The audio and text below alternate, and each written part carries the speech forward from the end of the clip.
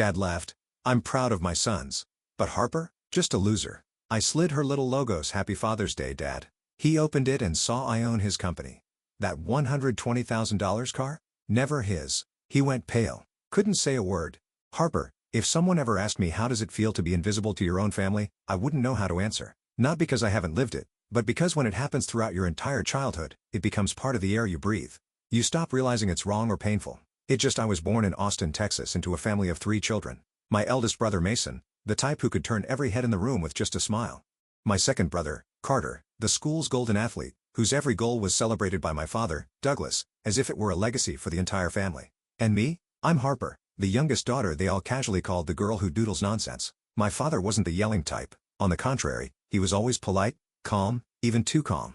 But that very silence was what hurt the most. I still remember vividly the time I won first place in the city's art competition at 12. I had spent an entire week finishing that painting, trembling with excitement as I brought home my certificate to show him. And his reaction? A bland nod, his eyes never leaving the TV screen where Mason was playing soccer. No congratulations. No hug. He didn't even glance at my painting. 10 minutes later, Carter came home from the field, holding a bronze trophy from a small local tournament. My father instantly stood up, took the trophy as if it were a priceless gem, clapped Carter on the back, beaming. That's my boy. The whole house seemed to light up with his victory while I stood there clutching my now crumpled certificate. I wasn't the type of child who whined or caused a scene, but the way my father reserved all his pride for Mason and Carter while giving me nothing but cold nods left a deep, lingering scar. For the first time, I asked myself, how much harder do I have to try for him to see me? Mason was always the #1 pride. From debate club president to founding a small startup in college, everything he touched was praised by my father as if he were the sole genius of the family. Carter, though sometimes reckless, only needed a well-timed goal or a photo on the local paper's front page to earn endless bragging rights at every family gathering. And me? I tried everything. Literature clubs, art classes, even community service projects. I earned an honors scholarship at 16, started an art initiative for disabled children by myself. But to my father, all of that was nothing more than girls' little hobbies. Asked once, I mustered the courage to ask him for money to buy professional art supplies for my project. He looked up from his newspaper just long enough to say, Harper, you know those kinds of hobbies won't feed you. Be realistic. That sentence cut straight through my self-esteem like a razor-sharp blade. Worse than the rejection was his expression. Not angry, not disdainful, just indifferent, as if I wasn't even there. Family dinners became the familiar stage for my 2 brothers to shine. My father would ask them about their big plans, their promising opportunities. I sat there quietly like a misplaced decoration on the table. Every time I tried to speak, he would give a faint smile and steer the conversation elsewhere as if my words were background noise not worth hearing. The older I got, the clearer it became. In my father's eyes, I was the dull child who would eventually quit everything I started. No one said it out loud. But sometimes, silence weighs heavier than any insult. From that silence, something different began to stir inside me. It wasn't sadness anymore, not the aching need to be seen. It was quieter, heavier, like a slow ember taking hold, biding its time. I couldn't define it back then, but deep down, I made myself a promise. One day, he would look at me, not with detached indifference, but with a recognition so real he couldn't look away. I made that vow at 17 on a night spent alone with nothing but the scratch of my pencil and a wobbly old desk for company. That same day, my father had proudly taken Mason to meet an investor. Carter's latest win was celebrated with cheers on the soccer field. And me, I stayed home, sketching lines that cut deeper than any words spoken in that house. My lips curved, not out of innocence, but with the quiet resolve of someone who had stopped hoping and started preparing. I used to think that if I tried hard enough, one day my father would be proud of me. When I was 18, while my friends flaunted their summer trips and prom dresses, I quietly took a part-time job at an old bookstore on South Congress. Every penny I saved went into evening art classes. I wanted to hold in my hands something undeniable, a success so solid he couldn't look away. I earned a full scholarship to Parsons School of Design, something that, up until then, only existed in fairy tales about other people's kids. The day I received my acceptance letter, I rushed home, paint stains still on my hands, heart pounding. My father was in the living room, eyes glued to Carter's basketball game on TV. I stood before him, my voice trembling with anticipation. Dad, I got a full scholarship to Parsons in New York, one of the top design schools. He looked away from the screen for exactly 3 seconds only to deliver a dry response. That career? Does it actually pay the bills? Don't dream too big, Harper. You're not Mason. I heard every word, like shards of glass shattering inside my chest. A few days later, Mason announced he'd landed a summer internship at some small startup. Nothing fancy, just event coordination support. Yet the whole family buzzed with excitement, throwing a backyard barbecue to celebrate his career milestone. My mother, Lorraine, gently pulled me into the kitchen, pressing an old worn apron into my hands. Harper, I know you're talented, but you understand, your father, he shows things differently. Don't let it get to you, okay? Her voice was soft, her eyes filled with quiet sympathy. but I knew the truth. She was trying to keep the house in order, even if that order was built on blatant unfairness. I silently washed each plate of vegetables, listening to Mason's laughter echo from the backyard where Dad was enthusiastically discussing the brilliant future of the Evans' eldest son. And me? I was just Harper, the girl in the kitchen of her own home, holding a full-ride scholarship that was treated like a crumpled piece of scrap paper. Carter wasn't any less exceptional in Dad's eyes. The time he was named Player of the Week in a school basketball league, Dad didn't hesitate to rent an entire court to throw a congratulatory party. I stood on the sidelines, snapping photos of the event no one asked me to document, like an unpaid employee of my own family. In the days that followed, I kept working at the bookstore, kept attending my art classes, kept submitting portfolios to design competitions around the city. That summer, I poured myself into an art project about Austin's local history, hoping to have it exhibited at the city's art museum gallery. And miraculously, it happened. I received an acceptance letter. My project would be showcased for 3 months in the fall. I had dreamed of that moment through countless nights, dreamed of Dad visiting the gallery, standing before my large canvas with pride in his eyes, dreamed of him introducing me to others, saying, "This is my daughter. She did this." But when I brought the letter home, Dad barely glanced up from Mason's financial report. "A local exhibition, nothing to make a fuss about, Harper. Focus on getting a stable job instead." I stared at him, searching for a flicker of emotion in those cold gray eyes, but there was nothing, only that suffocating indifference. That evening, when Mason brought his new girlfriend home for dinner, the house was once again filled with cheerful chatter. Dad poured wine, laughing and making conversation, as if the exhibition letter I had shown him hours earlier never existed. I sat at the corner of the dining table, wearing the white dress I had carefully chosen for what was supposed to be a special day. But tonight, it felt utterly out of place. I listened as they spoke of Mason's promising future, of Carter's shot at going pro. No one asked when my exhibition would open. No one asked what my painting meant. And it was in that moment I realized, maybe I would never get from them what I wanted. No matter how much I achieved, my efforts would always be trampled under the shadow of my brothers. But there was something Dad didn't know. My silence wasn't surrender. That night, while they continued chatting about Mason and Carter, I quietly went upstairs, closing the door firmly behind me. The small room, crowded with unfinished sketches, felt more suffocating than ever. I sat at the edge of my bed, staring at the painting I had just finished for the exhibition, an image of Austin's old alleys, where everyday stories hid beneath layers of nostalgic colors. But tonight, it wasn't just a painting. It was a reminder that I had already done more than enough. For the first time, I admitted a bitter truth to myself. There would never be a day when Dad looked at me with pride. Not because I wasn't good enough, but because in his world, I was never meant to exist as something to be proud of. And strangely, realizing that didn't hurt anymore. There was only an odd lightness, and within it, something new was quietly taking shape. A resolve, a goal detached from him now, belonging entirely to me. I would draw, I would create, not for Dad's approval, but to stand tall in a world that had always wanted me to keep my head down. The following week, I accepted an internship offer at a small design studio in downtown Austin.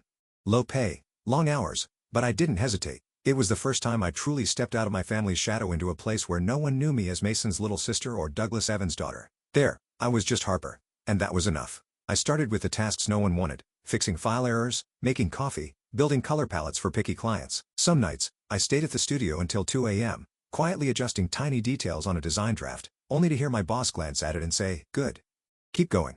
But unlike my father, the indifference in this environment actually fueled me. Because here, results are the only language that matters. No golden suns. No invisible favoritism. Just whether you can deliver or not. That pressure forged a habit in me. Never quit. No one would comfort you when you're exhausted. No one would cheer when you do well.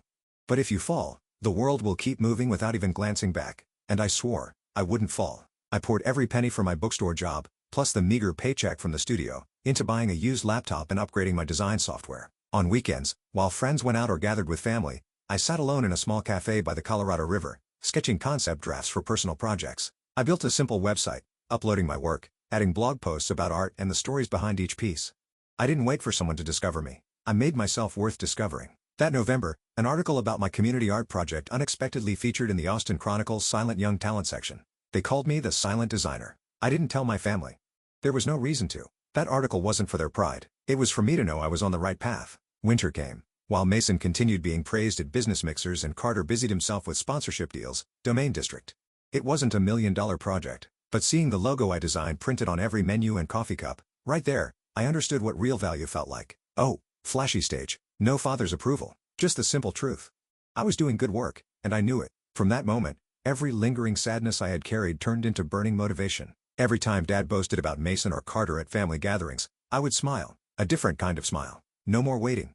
No more resentment, because now I knew. The day I shine won't be the day they clap for me. It will be the day they're simply unable to ignore me. To most people, Starting a business conjures images of flashy presentations, investors shaking hands under bright lights. But for me, Harper Evans, it started with a makeshift desk in a rundown apartment on the outskirts of Austin, Texas. No capital, no team. Just me, a used laptop, and a head full of ideas that kept me awake every night. I decided to create a branding design studio for small businesses. Not because it was an easy market, quite the opposite. I knew I'd be competing with countless big-budget agencies. But that's exactly why I chose to start with people like me, the ones starting from nothing, needing a hand to pull them out of the same shadows I once lived in. I named the studio Inkspire, a blend of ink and inspire. Simple, but for me, it was a declaration. I wanted to use my art to tell stories for those who'd been overlooked. But noble ideals don't pay rent. The first 3 months were harsher than anything I'd imagined. Every morning at 5 a.m., I designed flyers and cheap banners for small diners in the East Side. At night, I freelanced online for barely enough to buy another cheap bag of coffee. No applause, no encouragement. And, of course, my family never once asked about that art job that won't lead anywhere. Whenever exhaustion hit me, I'd remember Dad's words, "Don't dream too big, Harper." Strangely enough, that disdain became the very fuel that kept me moving. I taught myself 3D design, video editing, and digital brand optimization. With no mentor, I became my own teacher. I failed constantly, revised endlessly, but I gritted my teeth and kept going. Many nights, while the entire city slept, I sat hunched over my screen, eyes burning from coding website interfaces. There were times I thought I'd break, but oddly, the loneliness only made me stronger. Then a small opportunity appeared. A newly opened bakery called Clover and Crust was looking for someone to design their entire brand identity. Their budget was modest, but they believed in people who were also starting from zero. I sent them a concept crafted with every ounce of my passion. Thankfully, they chose Inspire. That project wasn't just my first real order. It was a turning point. I spent 2 weeks surveying, talking with every bakery staff, understanding their story. I didn't sell them a logo. I told their story through colors, fonts, every tiny detail on their packaging. On the grand opening day, seeing customers take photos with the sign I designed, I stood quietly on the street corner, feeling my spine straighten for the first time. Dad wasn't there. Neither was anyone from my family. But for the first time, I didn't need them. That small success opened other doors. Willow Brew Cafe reached out. Then came Ember Glow, a boutique candle shop. None of them were industry giants, but they chose me because they knew I understood what it felt like to be overlooked. I didn't become rich overnight. Payments were still late. Bills still piled up. But bit by bit, Inkspire began to find its place. I rented a small office on the second floor of an old building where the window overlooked a tree-lined street. The desk was simple, but stacked with fresh designs, each one like a small brick building. The future I was crafting with my own hands. Every morning, stepping into that room, I reminded myself, this is where I start. Not to earn someone's approval, but to prove that I don't need to live in anyone's shadow. And I knew the tough days ahead would be long. But this time, I'd walk with a different posture.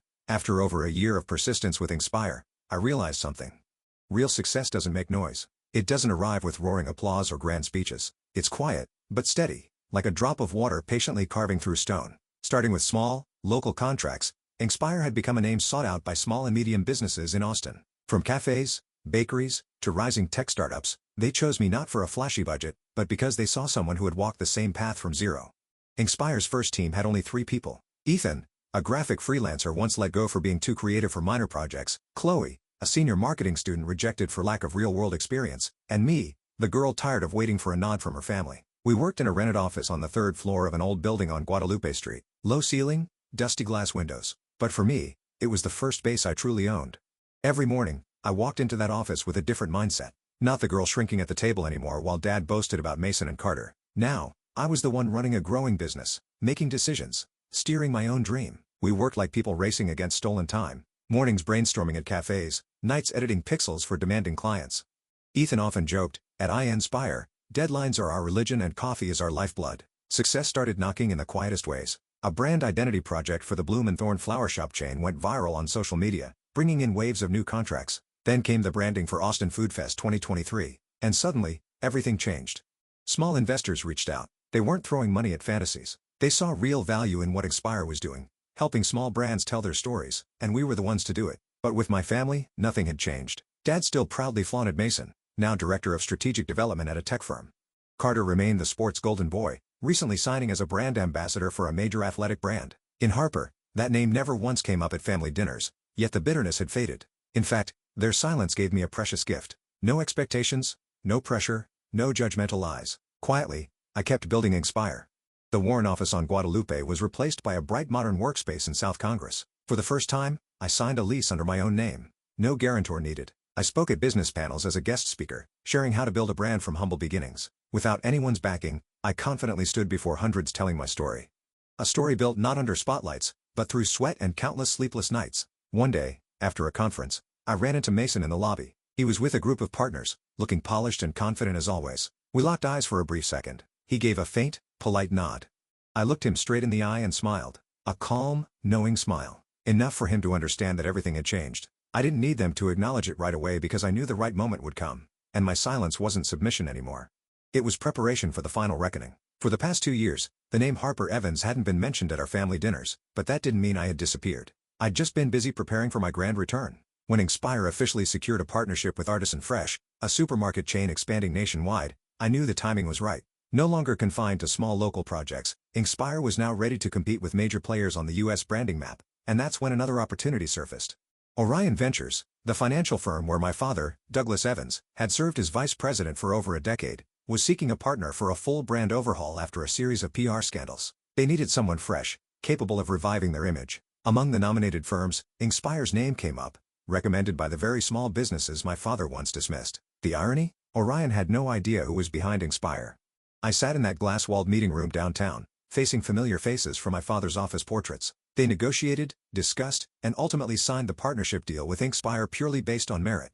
Unaware that the doodling little girl was about to hold the keys to their brand's future, I signed that contract under my new legal name, Harper Lane. I had changed my last name 6 months ago, a decision no one knew about, and frankly, no one cared. But then, I was the one who sent a single cold message into our long-dead family group chat. I'll be attending this year's Father's Day dinner. That was it. No question mark. No emojis. My mother, Lorraine, replied quickly with a weak smile emoji, trying to appear cheerful. Mason and Carter? Silence as if my presence was still just a shadow not worth acknowledging. What they didn't know was that this time, that shadow had form, weight, and enough substance to shake the very ground they stood on. A week before the Father's Day dinner, I walked into the Lucent dealership showroom and signed for a graphite gray coupe. The exact model my father once admired, but always brushed off with financial practicality excuses. I paid in full. No bank loans. No cosigners. My money. From the contracts, they never bothered to notice. On the passenger seat of that brand new car was a thin but heavy stack of papers. The contract transferring brand control of Orion Ventures to Inspire. A meticulously drafted agreement, giving Inspire full authority to restructure Orion's brand image with that control resting solely in my hands. For years, they were used to seeing Harper as the forgotten name at the dinner table. I wanted to see their faces when they realized the not good enough daughter was about to hold the fate of the company they proudly flaunted. That day, I chose a simple yet sharp ivory suit. I didn't need Mason's flashy designer labels nor Carter's polished athlete look. What I needed was confidence from myself, something they had never taught me how to have in over 20 years. The coupe glided smoothly down familiar Austin streets, its engine purring beneath my foot like a quiet reminder. It's time to end this tired old play. As I parked in front of the Evans estate, the first eyes to catch mine were my father's. A subtle furrow of his brow as he recognized the car, a flash of confusion as he struggled to place my face with the poised figure he hadn't expected to see. Mason stepped out onto the porch, wearing his usual smug grin. Carter fiddled with his shirt collar, not even bothering to look up. I stepped out of the car, a light breeze brushing past the neatly tied bun at my nape. I didn't greet loudly, didn't force a smile. I simply walked into the courtyard, the place that never had space for me, with the stride of someone who now knew they belonged more than anyone else. In my hand was a slim folder secured in black leather. I looked at my father and smiled. "Dad, this year I brought you a special Father's Day gift."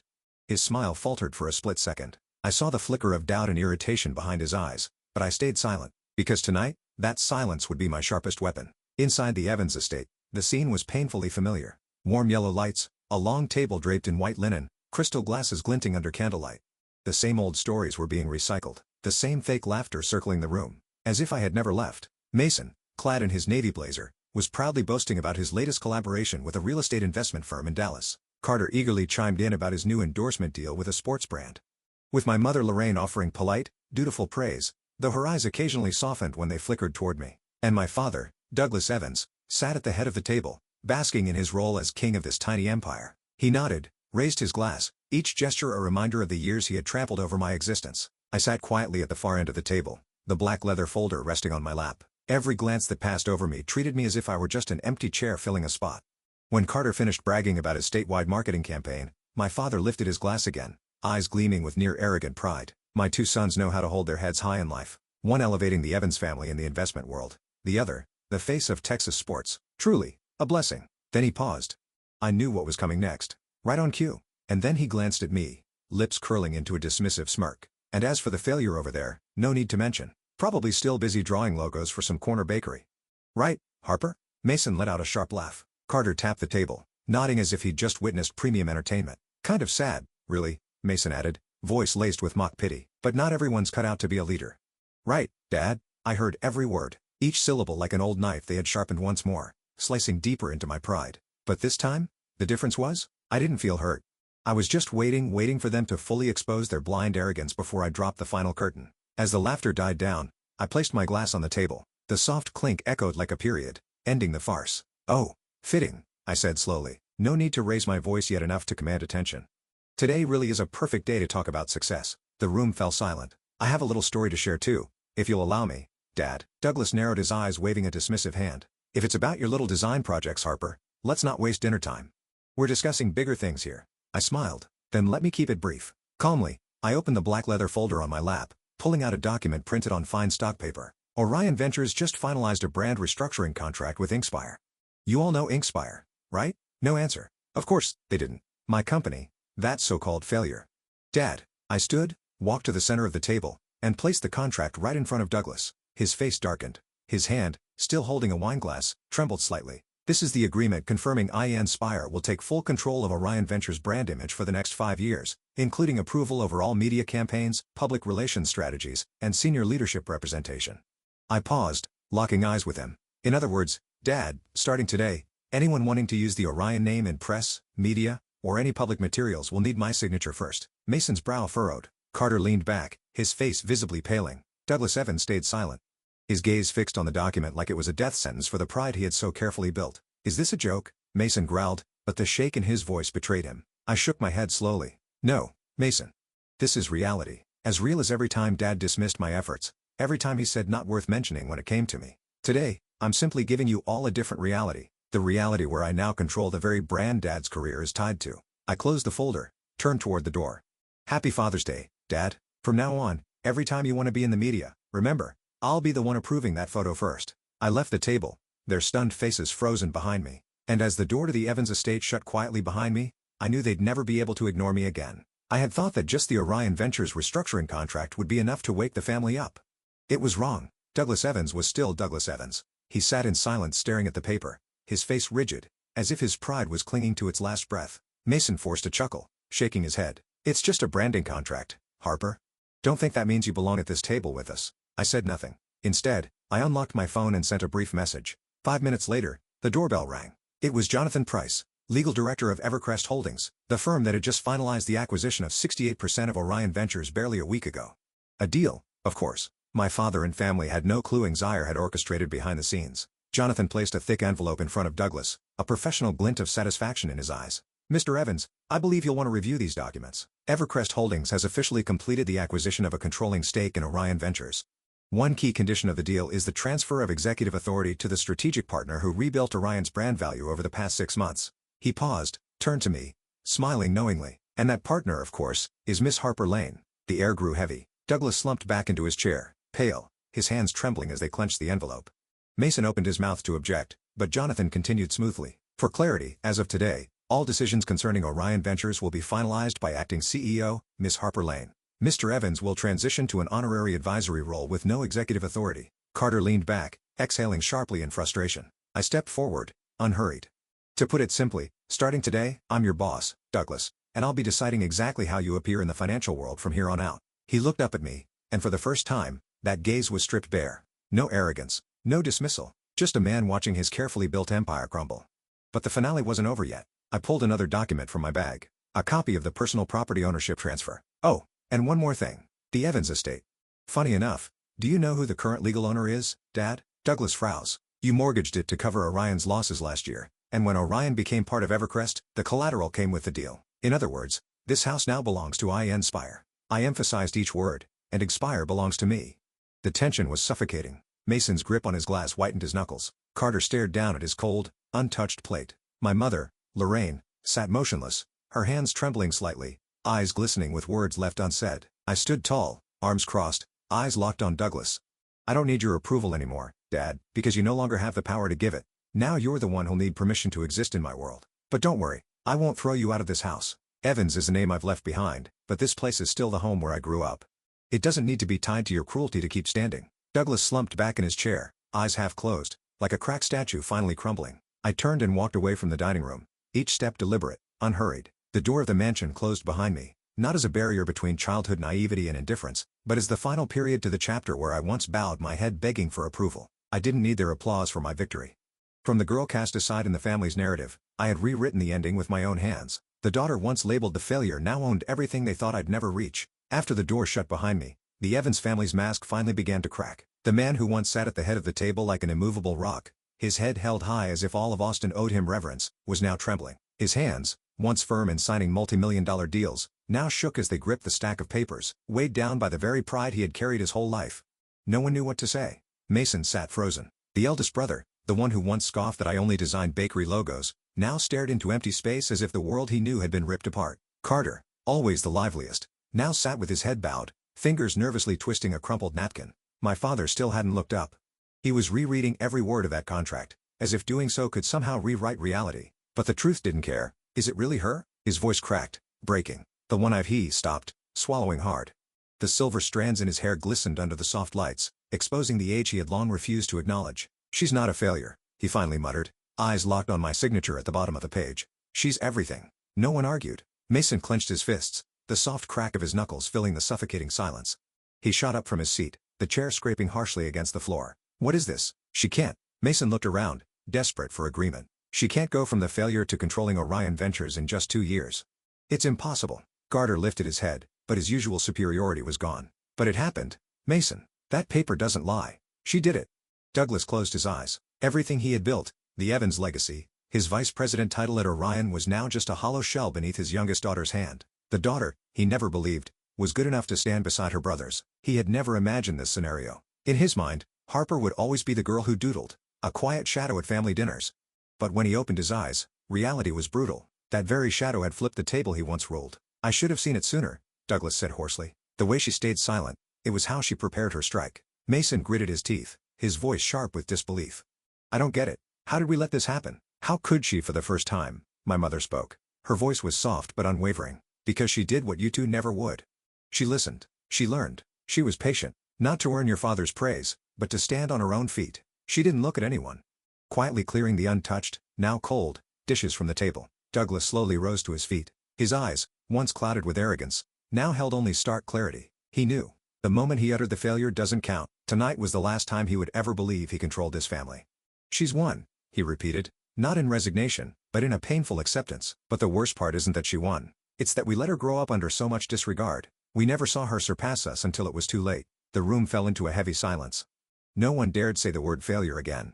No one dared laugh. Mason slumped back into his chair. Carter remained silent. My mother continued stacking dishes as if the dinner had merely left a stain to be wiped away, not the ruins of a shattered dynasty. But deep down, they all knew. That night, the Evans family lost the invisible power they once believed would last forever. I walked out of the Evans mansion into an eerily quiet evening. No one called after me. No one tried to stop me. Only the sound of my heels echoed, striking the stone pavement with steady rhythm across the vast courtyard that used to make me feel so small. The loose-end coupe sat neatly under the driveway lights. I opened the door, and the dashboard greeted me with a familiar message. Welcome back, Miss Lane. I smiled. It took me nearly 30 years to learn a simple truth. Recognition is not something you beg from others. It's something you create for yourself. My family, with all their polished facades, may have never truly cherished me, but from tonight on, they would never be able to ignore me again. I glanced at the mansion one last time through the rearview mirror. That place had once been the cradle of my father's pride, the stage where Mason and Carter basked under his admiring gaze, and I had always been the quiet shadow standing in the wings. They had grown far too comfortable not seeing me, but tonight, I had stepped onto that very stage illuminated by the light of my own making, not the spotlight they reserved for others, and they, the ones who once dismissed me, had been forced to bow to that truth. I didn't do it for revenge, not to watch them crumble. I did it for myself. For the 12-year-old girl who once stood in the living room, clutching a city art competition certificate, waiting in vain for a single word of praise from her father. For those evenings, cleaning floors at the bookstore, saving every dime for art classes, while Mason dined at fine restaurants and Carter graced local news headlines, where the nights hunched over an old desk, eyes bloodshot from exhaustion, painstakingly refining every design detail, only to be dismissed as useless the next day. My phone buzzed in my jacket pocket. A message from Chloe, my trusted partner at Inspire. Artisan Fresh just opened their first store in New York. They want you to be the creative director for the entire brand system. I smiled. I didn't need a loud family dinner to validate my worth. Every small client, every project I poured my heart into was the clearest validation I could ever need. The car turned onto Barton Springs Road. City lights reflecting off the windshield like soft trails of stars. The feeling was different, light, but profound. As if, for the first time in all these years, I was truly breathing air that was mine. On the way home, I remembered a quote I once read while working at the bookstore. True strength is living without needing applause. I am the one who saved my own life. And to me, that is the greatest victory. Harper's story proves that self-worth doesn't come from others' recognition, especially from those who once looked down on you. Silence, persistence, and unwavering resolve are the sharpest weapons to conquer success. In real life, we all crave to be seen. But only when we learn to stand tall and create our own value do we become truly free. Harper didn't need her family's applause because she answered the question, "Who am I?" through her own grit and achievements. What do you think about Harper's journey and the downfall of those hollow family idols? Share your thoughts in the comments below. Don't forget to follow the channel for more meaningful emotional stories about family and life.